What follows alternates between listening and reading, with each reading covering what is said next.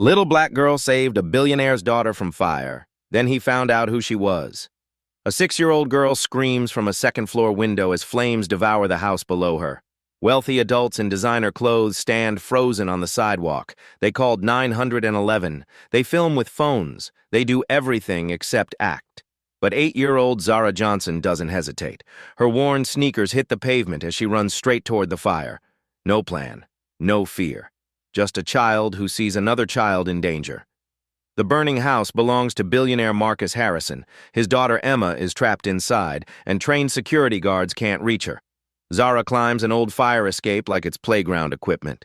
Smoke burns her lungs. Heat blisters her skin. She doesn't care. She saves Emma's life in 90 seconds. What Marcus discovered 3 days later would shock him to his core. The little girl who risked everything for his daughter wasn't just a neighborhood hero. She was connected to his family in a way that would expose 20 years of buried secrets and change both their lives forever. 3 days earlier, Zara Johnson walked home from Lincoln Elementary with her backpack held together by duct tape and hope. The October wind cut through her thin jacket, but she still stopped to help Mrs. Rodriguez carry groceries up 3 flights of stairs. "Mija, you're too good to this old woman," Mrs. Rodriguez wheezed. Zara just smiled.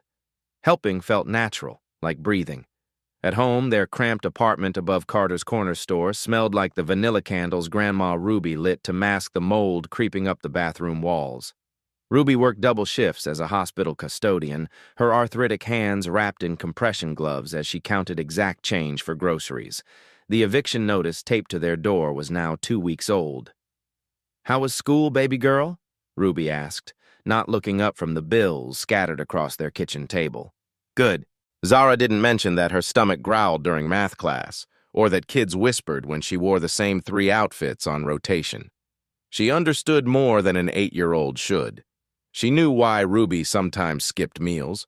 Why did the heat turn off last month? Why Ruby's face looked so tired lately. But Zara found joy in small things. She fed the stray cats behind Carter's store with crackers saved from school lunch. She read library books under the streetlight when their electricity got cut. She drew pictures of houses with big yards and imagined living somewhere Ruby could rest. The Riverside district was changing around them. Glass towers replaced old row houses. Fancy restaurants opened where corner stores used to be. Families like theirs got pushed further to the edges as rents tripled overnight. Gentrification, Ruby called it, spitting the word like medicine.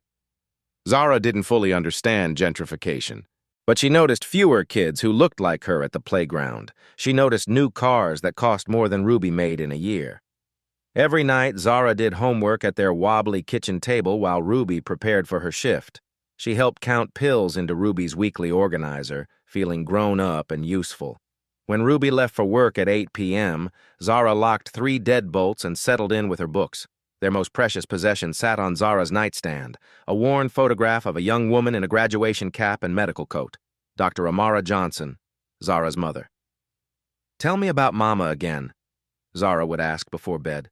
Ruby's tired eyes always softened. "Your mama was brilliant, baby. First in our family to become a doctor. She helped sick children get better." "Like the kids at your hospital?" "Yes, but your mama was special. She made medicine for children who couldn't breathe well. Saved a lot of babies." Zara treasured these stories. In her dreams, she wore a white coat like her mother's. She helped children who were scared and sick. She made Ruby proud, but she never voiced these dreams aloud. She saw how exhausted Ruby got just maintaining their current life. Medical school felt as distant as the moon. Ruby never talked about how Amara died, just that there was a car accident when Zara was 3. Sometimes Zara caught Ruby staring at the photo with an expression she couldn't read. Sadness mixed with something else.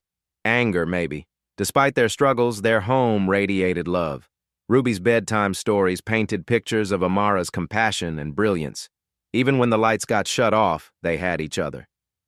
"We're rich in love," Ruby would say, holding Zara close on the couch that doubled as Ruby's bed. Zara believed this completely. After school, she had a routine. Stop at the library, help Mrs. Rodriguez, do homework, count Ruby's pills, lock the doors, read until her eyes got heavy. The library was Zara's sanctuary. Mrs. Carter, the librarian, always saved new books about doctors and scientists.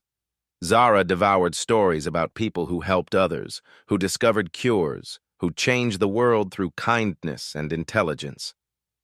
"You remind me of your mother," Mrs. Carter said one afternoon, watching Zara read about a doctor who worked in poor communities. Same hunger to learn, same gentle heart.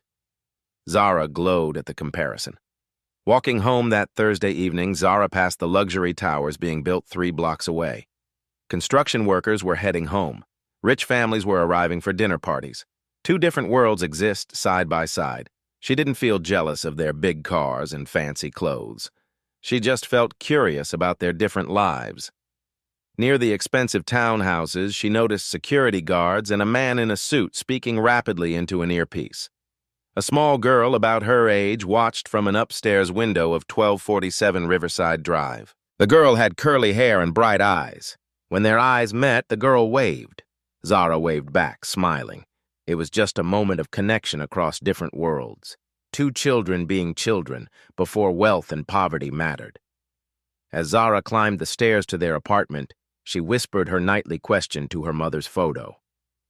"Mama, are you watching over us?" Outside, expensive cars continued parking on their street. Inside, Ruby counted bills and worried about next month's rent. But in 3 days, everything would change. What Zara didn't know was that the little girl in the window would soon need her help.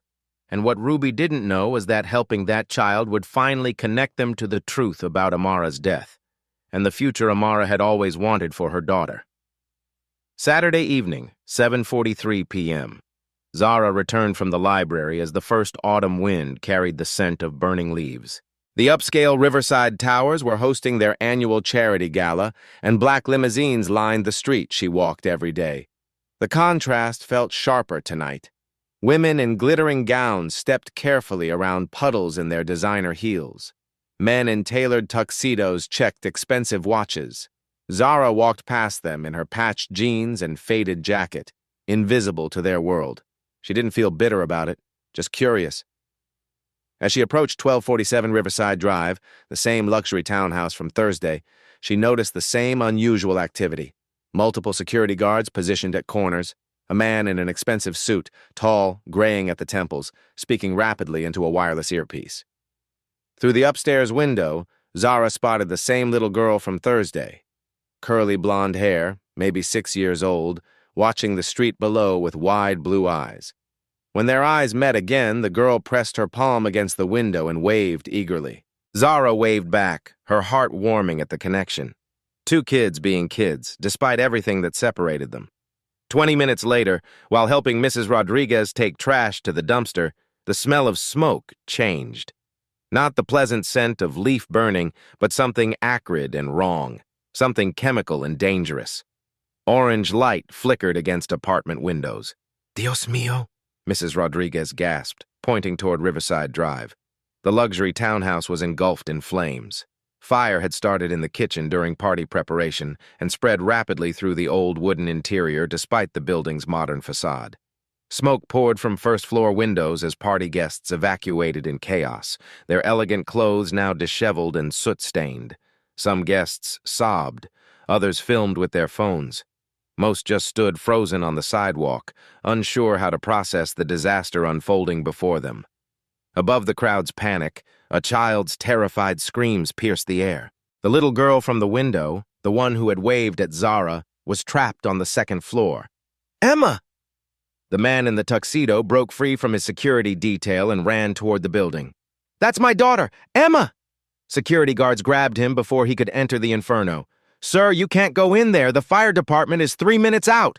"3 minutes?" Marcus Harrison's voice cracked with desperation. "She doesn't have 3 minutes." The main staircase had collapsed. Smoke billowed from every window. The heat was so intense that even standing 50 feet away, the crowd had to keep backing up. Emma's cries grew weaker as smoke thickened around her. Fire trucks wailed in the distance, but everyone could see they wouldn't arrive in time. The little girl would suffocate before help reached her. Wealthy party guests called 911 repeatedly, as if multiple calls could make emergency responders arrive faster. Security guards radioed for backup they didn't have. Everyone had opinions about what should be done, but no one acted. While adults debated and delayed, Zara noticed what they had all missed. The old fire escaped. It was barely visible through overgrown ivy on the building's side, a relic from when the townhouse was originally built decades ago. The metal ladder led directly to Emma's window. Most adults couldn't reach it. The bottom rung was 8 feet off the ground, too high without equipment. But there was an old oak tree beside it, its branches reaching toward the escape. Zara was small enough to climb that tree. Without announcing her plan or asking permission, she broke into a run. Her worn sneakers found purchase on the oak's rough bark. Branches scratched her face as she scrambled upward, muscle memory from countless playground adventures guiding her movements. "Someone stop that kid!" a security guard shouted, finally noticing her. But Zara was already reaching for the fire escape ladder. The metal was hot through her thin jacket. Her eyes watered from smoke, but Emma's weakening cries pushed her forward. Below, Marcus Harrison broke free from security and stumbled toward the building, his expensive tuxedo torn and stained. "Emma, Daddy's here! Hold on!" Other adults finally noticed the small black girl climbing through the smoke toward the trapped child. Gasps rippled through the crowd. "Oh my God, she's just a baby herself," someone whispered. "Where are her parents? Someone should stop her." But no one moved. They all knew what Zara knew. This was Emma's only chance. As Zara reached the second-floor window, smoke poured out like a black waterfall. The glass was hot to the touch, the frame warped from heat. Inside, she could see Emma huddled in the corner, clutching a stuffed elephant. The little girl's eyes were wide with terror, her breathing labored. Emma was wearing a medical alert bracelet. Even through the smoke, Zara could make out the words, "severe asthma." This wasn't just about smoke inhalation anymore. If Emma couldn't breathe, she would die in minutes. Zara didn't think about her own safety, didn't consider the metal ladder growing hotter by the second or the smoke burning her lungs. She only saw a little girl who needed help.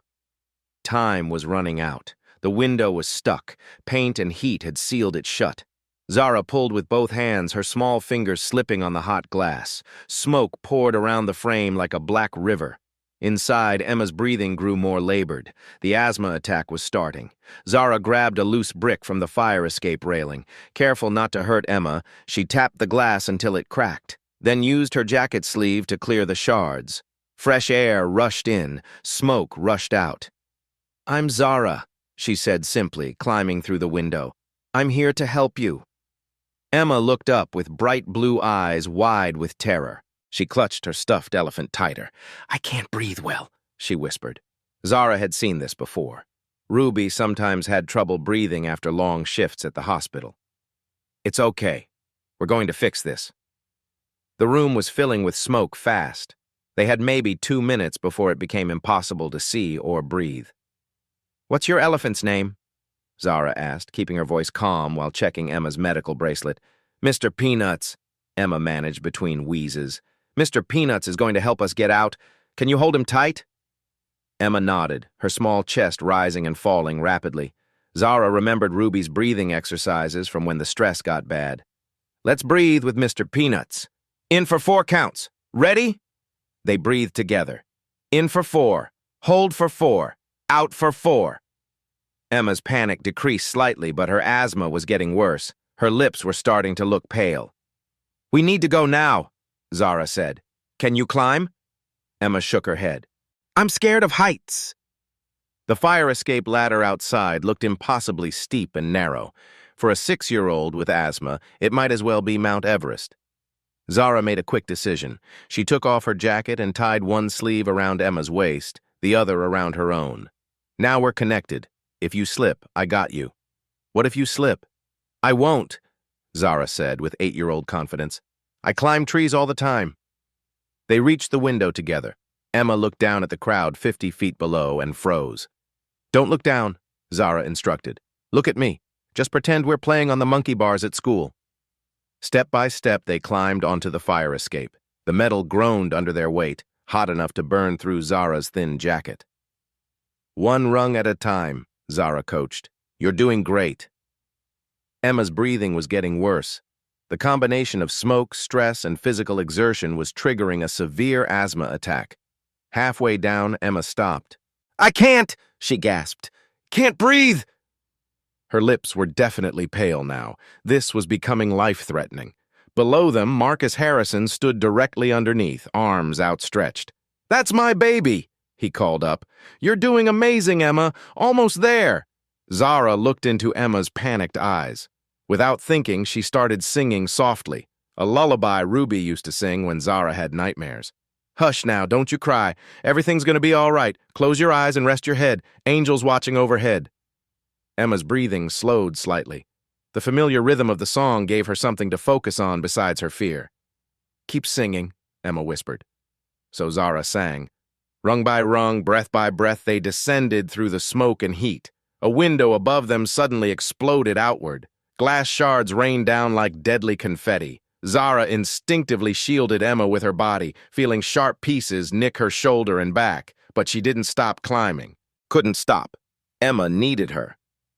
"Almost there," Zara said, though her own voice was getting hoarse from smoke.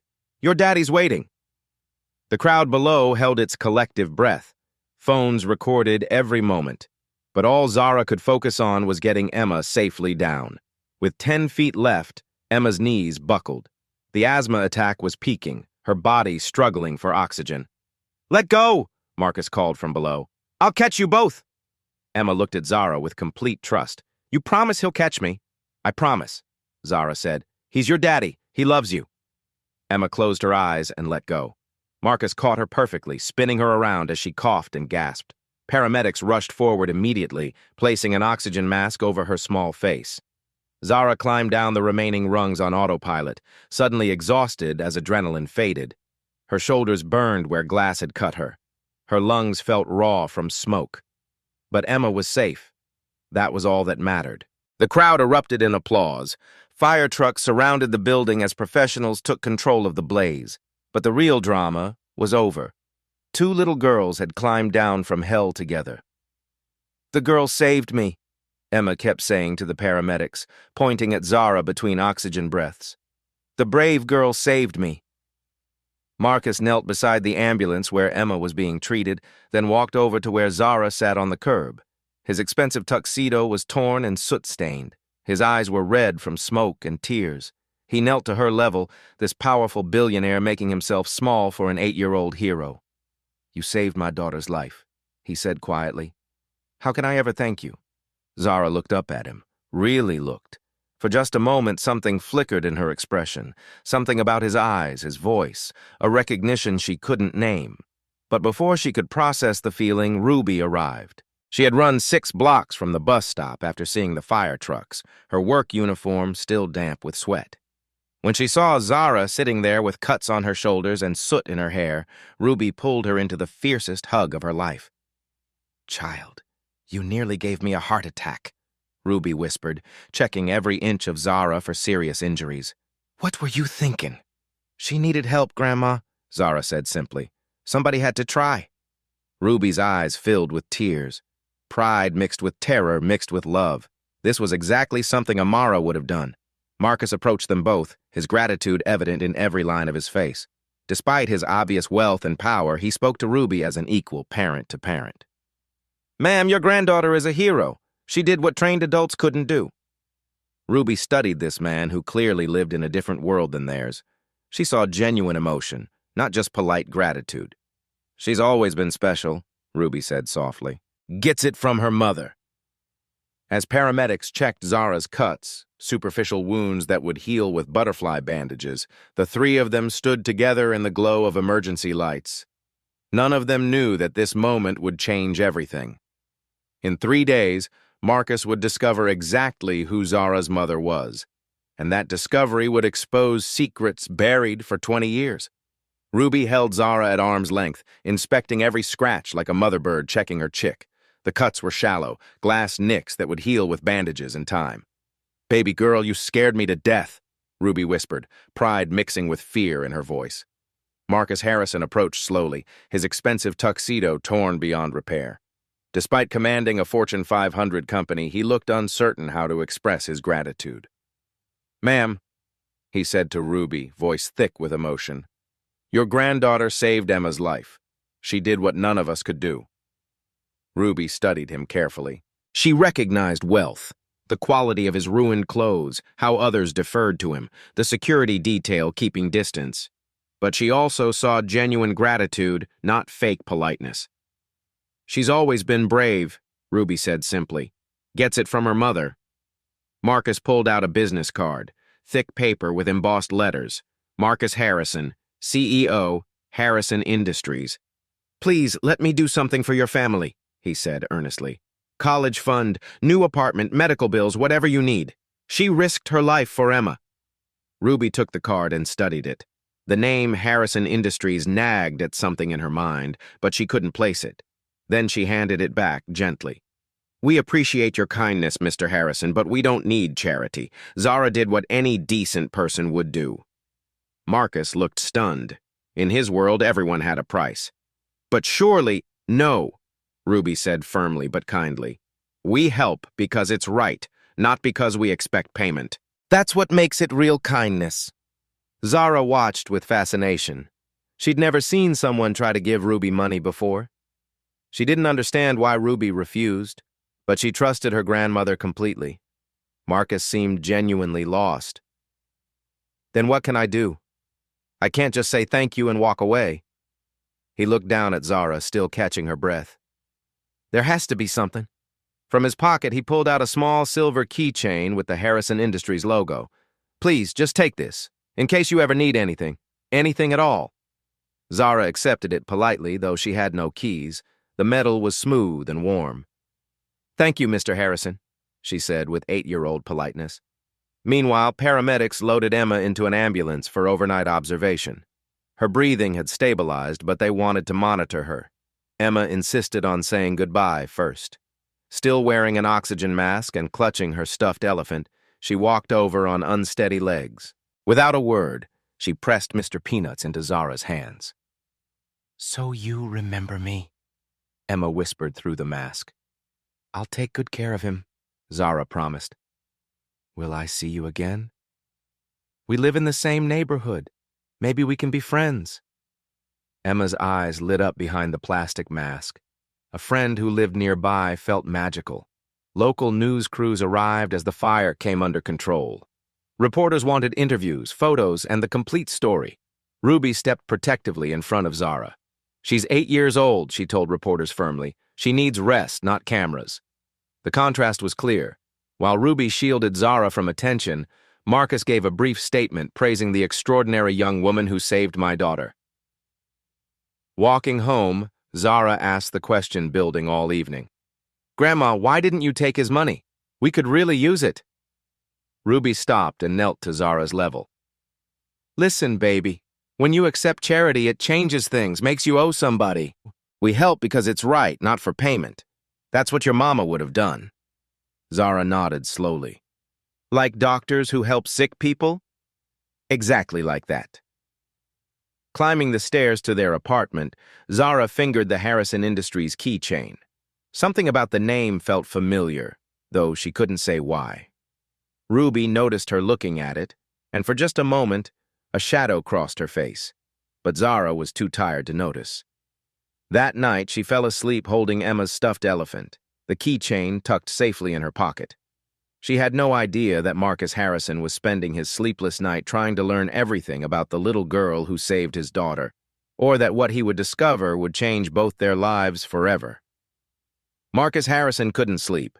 At 3 a.m., he sat in his home office surrounded by security footage, incident reports, and background information his assistant had compiled about the evening's events. Emma was safe at Children's Hospital, breathing normally, but something nagged at him. He replayed the rescue footage frame by frame. When he zoomed in on Zara's face during those crucial moments on the fire escape, something stopped him cold. The angle of her chin, the determined set of her mouth, the way she moved with purpose despite being terrified. It triggered a memory just beyond reach. His assistant had mentioned that Johnson was a common last name, but it appeared in their company's historical employment records. There was a Dr. Amara Johnson who worked on a special project about 20 years ago, she'd noted casually. Marcus asked for those files immediately. Meanwhile, 3 miles away, Ruby sat at her kitchen table, unable to shake her unease about the evening. She was grateful for Zara's safety, but worried about the attention. She'd worked hard to keep their family below the radar, especially from certain powerful people. The Harrison Industries business card lay on the table between unpaid bills. The name kept bothering her, scratching at memories she'd tried to bury. Quietly, she removed the keychain from Zara's backpack while she slept. She held it for a long moment, her face troubled, then locked it in her jewelry box, the same box where she kept Amara's important papers. Some things were better left alone. At Children's Hospital, Emma recovered quickly from smoke inhalation, but she wouldn't stop talking about the brave girl who saved her. She drew pictures of Zara with crayons the nurses provided and asked repeatedly when they could play together. "Can we invite her for my birthday?" she asked Marcus during visiting hours. "We'll see, sweetheart," he said, though his mind was elsewhere. Local news ran the story as feel-good coverage. 8-year-old hero saves billionaire's daughter. They honored Ruby's request to keep Zara's full name and address private, but in a connected world, privacy was fragile. Marcus's security team had already compiled a detailed background check on the Johnson family. What they found reached back 20 years to a medical research project that had changed everything. Unknown to each other, both Marcus and Ruby spent their sleepless night looking through old photographs. Marcus searched corporate archives in his office. Ruby touched familiar photos in her bedroom, whispering, "I hope I'm doing right by your baby, Amara." Digital breadcrumbs were forming connections across decades: employment records, research papers, hospital affiliations, patent filings. The pieces of a puzzle neither of them wanted to solve. As dawn approached, Marcus stared at a personnel file from 2003. Dr. Amara Johnson, pediatric researcher hired to develop breakthrough treatments for childhood asthma. The photo paper-clipped to her resume showed a young woman who looked remarkably like the girl who had saved his daughter. But there was more. A connection that went deeper than employment records, deeper than coincidence. A connection that would expose 20 years of buried secrets and change both families forever. Marcus reached for his phone to call his head of security. It was time to learn the truth about Dr. Amara Johnson and her daughter. Marcus arrived at his office before sunrise. 20-year-old files spread across his mahogany desk like pieces of a shattered mirror. At the center lay the personnel file that had kept him awake. Dr. Amara Johnson, lead researcher on Harrison Pharmaceuticals' most ambitious project. But this wasn't just about employment records. The deeper Marcus dug, the more devastating the truth became. Emma had been born with severe asthma. By age 2, existing treatments weren't working. Her tiny lungs struggled with every breath. Specialists gave grim predictions about her future, if she had one. In desperation, Marcus had funded an experimental treatment program. The lead researcher was a brilliant young doctor named Amara Johnson. Dr. Johnson didn't just work for Marcus. She saved Emma's life. The same hands that belonged to 8-year-old Zara had once held the medicine that gave Emma her childhood back. Mother and daughter, 20 years apart, had both saved the same little girl. But the story didn't end with medical triumph. Marcus found the files he'd tried to forget. Dr. Johnson had discovered that Harrison Pharmaceuticals planned to price her breakthrough treatment at $50,000 per dose, putting it beyond reach of most families whose children desperately needed it. She'd threatened to expose their predatory pricing strategy and take her research to a non-profit company. The board of directors had been furious. Billions in projected profits were at stake. 3 days before Dr. Johnson was scheduled to testify before Congress about pharmaceutical pricing, she died in a car accident. Marcus stared at the accident report he'd read dozens of times over the years. Single-car collision on a rainy night. Brake failure. No witnesses. The official investigation found no wrongdoing. But Marcus had always wondered.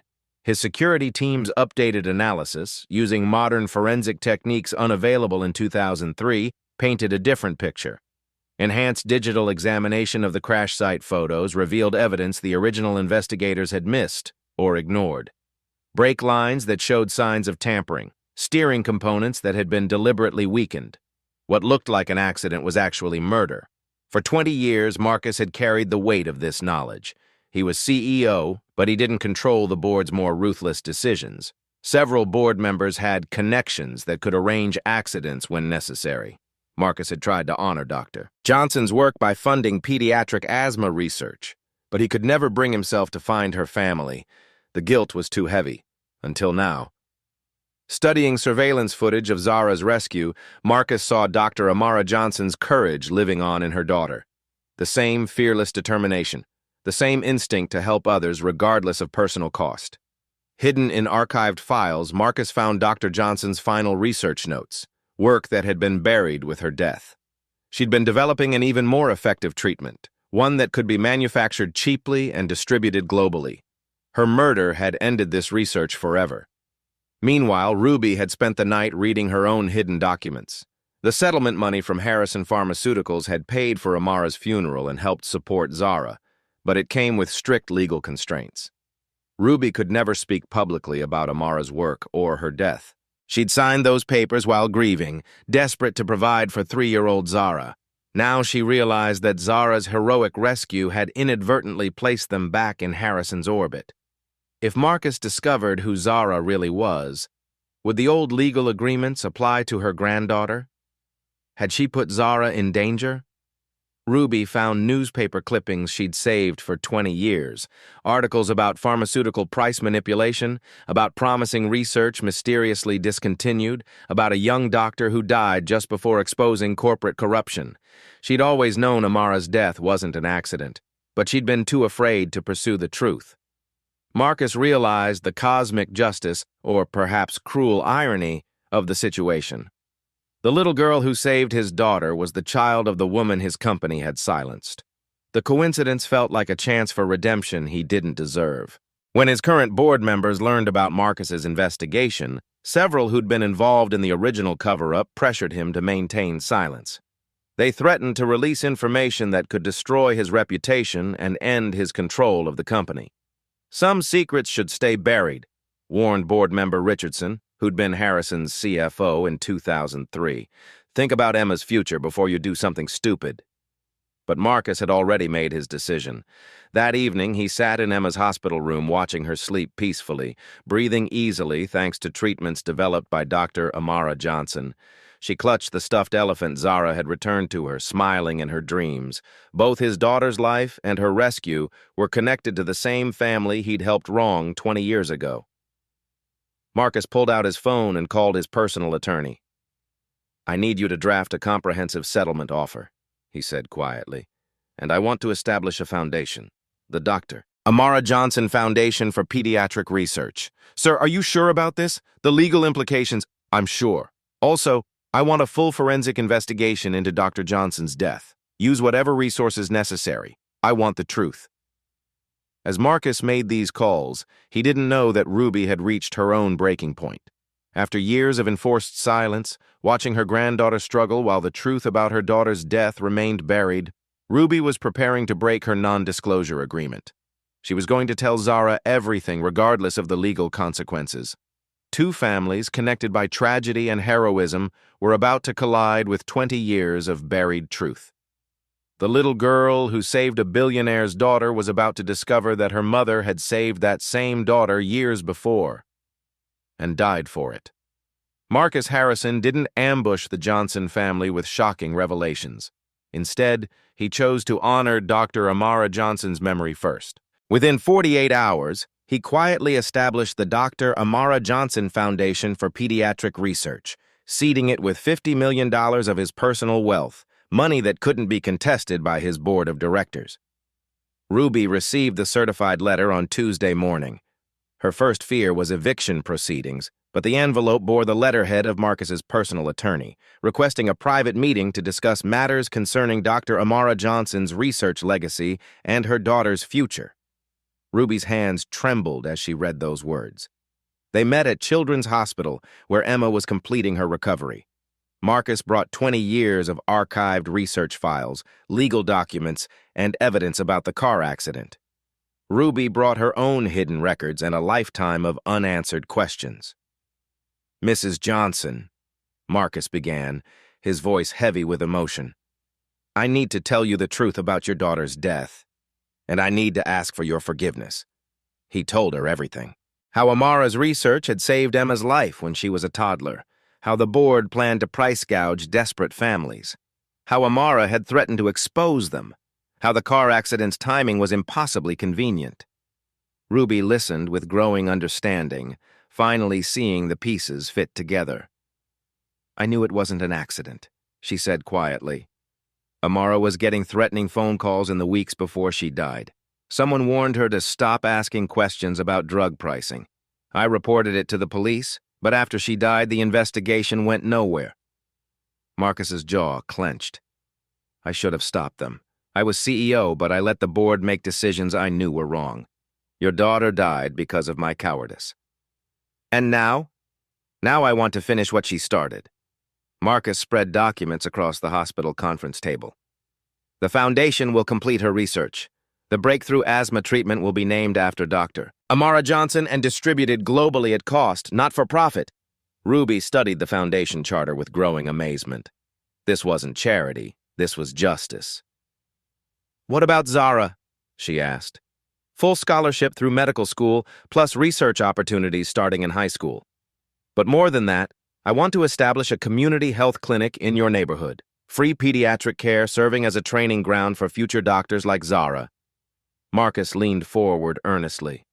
"I can't bring your daughter back, but I can ensure her work finally reaches the families it was meant to help." Ruby had conditions, firm ones. "Zara must never feel obligated to you or your family.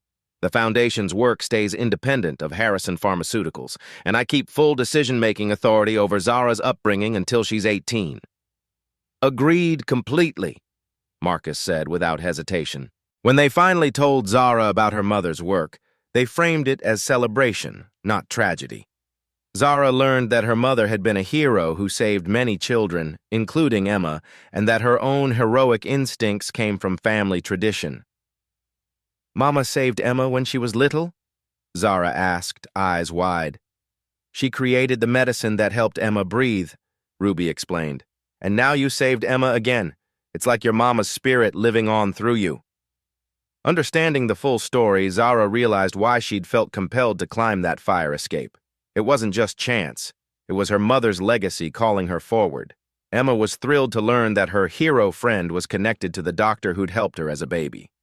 When the girls met again at the hospital, their friendship deepened beyond economic differences, bonded by shared history and mutual courage. Marcus's legal team worked with Ruby's new attorney, paid for by the foundation, to void the old non-disclosure agreements. Ruby was now free to speak about Amara's work, though she chose to focus on celebrating achievements rather than dwelling on corporate wrongdoing. The foundation created a structured educational pathway for Zara. Enhanced STEM programs, summer medical camps, mentorship with pediatric researchers. But it was designed to expand her options, not limit them to her mother's exact path. Rather than displacing the family from their community, the foundation purchased and renovated their entire apartment building, creating affordable housing for longtime residents while upgrading living conditions. Ruby and Zara stayed in their neighborhood but gained stability and safety. Within 6 months, a team of researchers hired by Marcus had made breakthrough progress completing Dr. Johnson's interrupted work. They developed a more effective, affordable asthma treatment that would be distributed globally at manufacturing cost. For Marcus, honoring Dr. Johnson's legacy became a way to transform his company's culture. Harrison Pharmaceuticals shifted from profit-maximizing to purpose-driven, focusing on accessibility and medical equity. Several board members resigned in protest, but Marcus held controlling shares. Stock prices initially dropped, but recovered as ethical investors increased their holdings. Ruby reduced her custodial work to part-time and became coordinator of the clinic's community outreach program. She helped families navigate health insurance, connected them with social services, and shared her hard-earned wisdom about surviving America's healthcare system. Zara began attending the Foundation's Saturday medical program, learning basic anatomy and shadowing doctors at the new clinic. Her teachers noted remarkable focus and maturity. She approached learning with clear purpose now. Emma attended the same Saturday program despite going to private school during the week. The girls became genuine friends, their different backgrounds creating learning opportunities rather than barriers. The Dr. Amara Johnson Community Health Clinic broke ground where an abandoned lot had gathered trash. Modern equipment and glass walls created a beacon of hope in the Riverside district. As construction progressed, neither family realized their partnership would inspire other billionaires to reckon with their own past wrongdoing, creating a movement of restorative justice in corporate America. The little girl who saved a billionaire's daughter had sparked something much larger than anyone imagined. 6 months after the fire, the Riverside district looked like a different world. The Dr. Amara Johnson Community Health Clinic stood where an abandoned lot once gathered trash. Glass walls reflected morning sunlight, and modern equipment hummed inside, serving families who'd never had access to quality health care. Zara still lived in the same apartment with Ruby, but their building was unrecognizable. Solar panels gleamed on the roof. New insulation kept them warm without breaking the bank. A community garden flourished in the courtyard where Zara now grew vegetables with neighbors from different backgrounds. At school, Zara participated in the Foundation's Saturday medical program with focused intensity. She learned to take blood pressure, practiced basic anatomy on models, and shadowed doctors during their rounds. Her teachers marveled at her maturity. She approached learning like someone with a mission. Ruby had transformed too. Working part-time at the hospital now, she spent her other hours coordinating the clinic's outreach program. She helped families navigate insurance paperwork, connected them with social services, and shared survival wisdom earned through years of struggle. "Your grandmother is remarkable," Dr. Martinez told Zara one Saturday. "She knows every family in this neighborhood and exactly what they need." Emma attended the same medical program despite her private school schedule.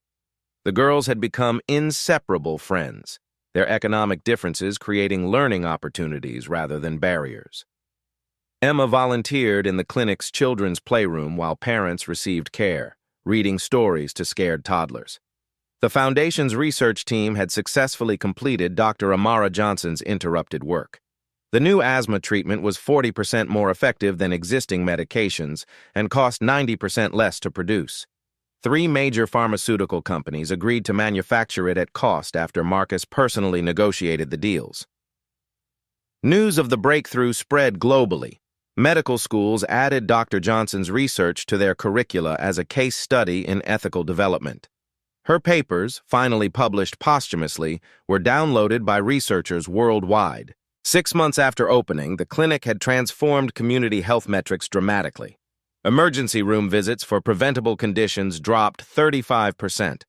Childhood vaccination rates reached 98%. Most importantly, no child in the neighborhood had died from asthma complications, a stark contrast to 3 deaths the previous year. The health clinic anchored broader community investment. A pharmacy offering sliding-scale pricing opened next door. A healthy foods co-op provided fresh vegetables at affordable prices.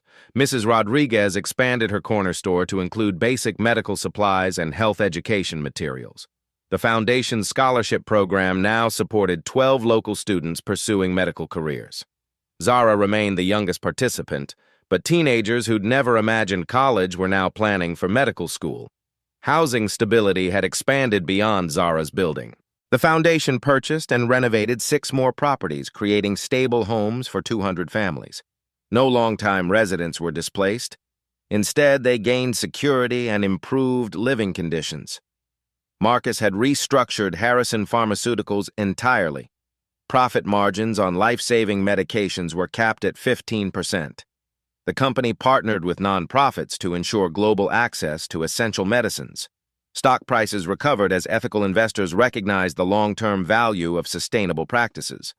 National media featured the Riverside transformation as a model for corporate responsibility. Importantly, coverage framed Marcus not as a savior, but as someone making amends, a distinction that preserved community dignity.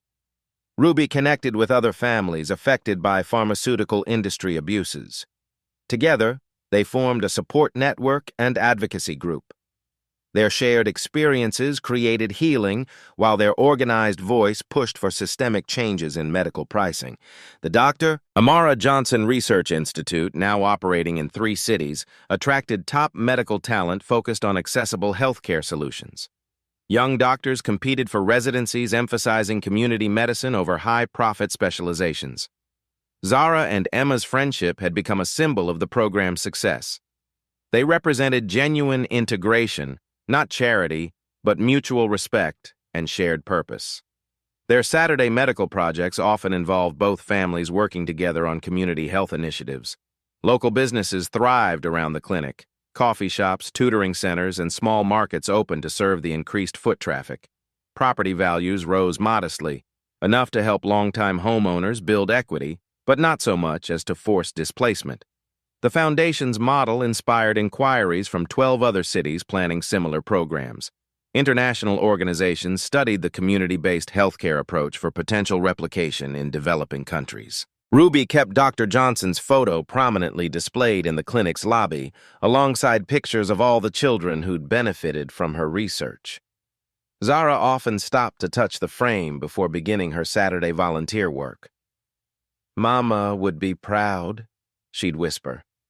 And Ruby, watching her granddaughter help nervous children feel brave during medical procedures, knew it was true.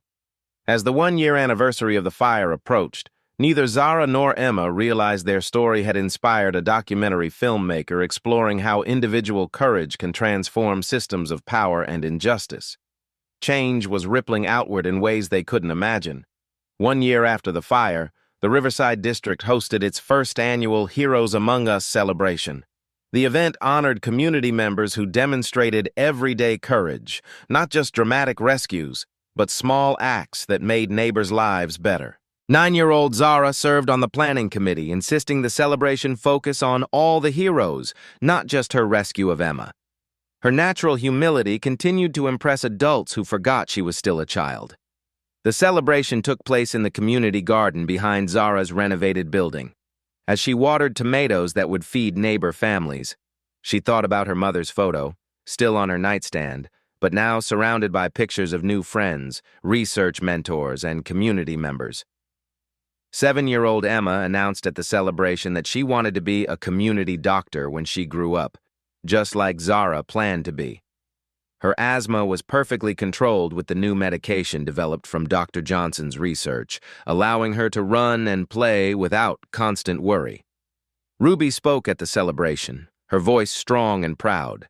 She talked about Amara's legacy living on through Zara and through every child who would benefit from improved asthma treatment. She didn't dwell on past injustices, but celebrated present possibilities.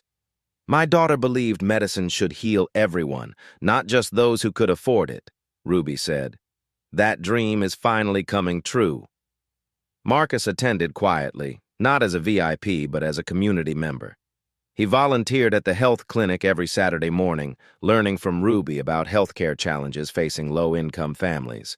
His corporate leadership now reflected this ground-level understanding. The celebration established an annual tradition. Community members nominated local heroes for recognition and small grants supporting their continued service. This year's recipients included a teenager who tutored younger children, an elderly man who fixed bicycles for free, and a woman who organized neighborhood cleanup days. Representatives from 5 other cities attended, planning to replicate the Riverside model in their communities. The foundation had received inquiries from international organizations interested in community-based healthcare approaches. As the celebration wound down, Zara and Emma planted a tree together in the community garden, a young oak that would grow alongside their friendship and the community they were helping nurture. The small plaque read, "In memory of Dr. Amara Johnson and in honor of all who serve others." That evening, as Zara prepared for bed, she whispered her nightly words to her mother's photo. But instead of asking if her mother was watching over them, she said something different. "Mama, I hope I'm making you proud.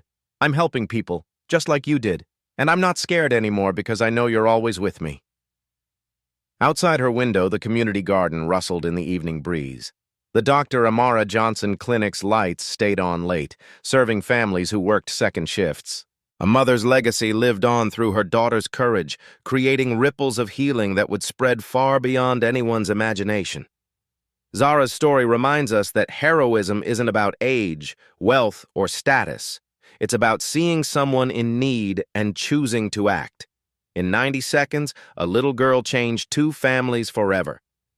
But the real magic happened afterward, a community transformed by acknowledging past wrongs and working together toward healing.